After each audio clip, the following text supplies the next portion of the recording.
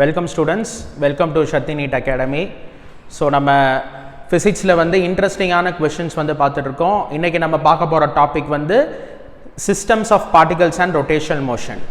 So இதில வந்து நம்ம question number 15 பார்த்தீங்கன்னா a solid sphere of radius r is revolving about one of its diameters with an angular velocity omega if it suddenly expands uniformly so that its radius increases to n times its original value without change in mass, okay va, then its angular velocity becomes, okay va. So நீங்க வீடியோவை pass பண்ணி இந்த question நீங்க try பண்ணுங்க, okay va.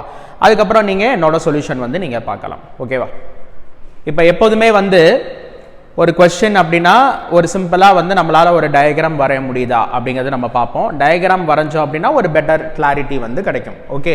So இங்க வந்து என்ன சொல்றாங்க அப்படினா ஒரு ஸ்பியர் இருக்கு. இந்த ஸ்பியர் வந்து சுத்திட்டு இருக்கு. about one of its diagonal அது வந்து சுத்திட்டு இருக்கு. அது ஒமேகா அப்படிங்கற angular velocityல சுத்துது. அதோட ரேடியஸ் வந்து என்ன அப்படினா r. மாஸ் வந்து நம்ம m அப்படினு வந்து நம்ம எடுத்துக்கலாம், ஓகேவா. இப்போ சுத்திட்டு இருக்குது வந்து சடனா எக்ஸ்பாண்ட் ஆகுது, ஓகே, பெரிய ஸ்பியரா மாறுது. இப்போ இதோட ரேடியஸ் வந்து என்ன அப்படினா n டைம்ஸ் ஒரிஜினல் வேல்யூன்னு சொல்றாங்க. அப்ப nr, ஓகேவா. வித்தவுட் சேஞ்ச் இன் மாஸ் வந்து மாறல. அப்ப அது mனா எதுவும் வந்து m, ஓகேவா. சோ மாஸ் மாறல, வால்யூம் பெருசாகுது, ரேடியஸ் பெருசாகுதுன்னா வால்யூம் வந்து பெருசாகுது. அப்ப டென்சிட்டியில அட்ஜஸ்ட்மெண்ட்ஸ், ஓகேவா. ஸோ மாஸ் வந்து மாறல, ரேடியஸ் வந்து n டைம்ஸ் மாறுது. அப்ப இப்ப அது வேற ஒரு ஆங்குலர் வெலாசிட்டில வந்து சுத்தும், அது வந்து ஒமேகா டேஷ். அந்த ஆங்குலர் வெலாசிட்டி வந்து என்ன அப்படின்னு நம்ம கண்டுபிடிக்கணும், ஓகே.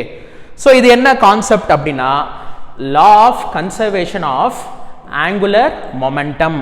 ஏன் அப்படின்னா when no external torque is acting on the system, external torque, சரியா, external torqueங்கிறது dl by dt. angular momentum differentiate பண்ணா torque, external torque, ஓகேவா. இப்போ இந்த சிஸ்டம்ல external torque ஏதாச்சும் ஆட் ஆகுதா? கிடையாது. யாராச்சும் இதை சுத்த வைக்கிறாங்களா? இல்ல, தானா தான் சுத்திட்டு இருக்கு, ஓகே. அதுவா தான் எக்ஸ்பேண்ட் ஆகுது.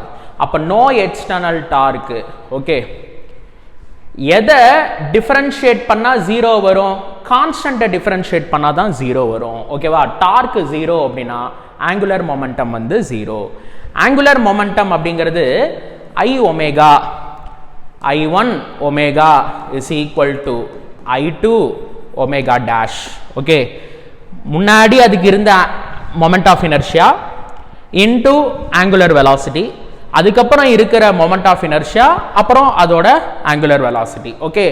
சாலிட் ஸ்பியருக்கு மொமெண்ட் ஆஃப் இனர்ஷியா வந்து என்னது?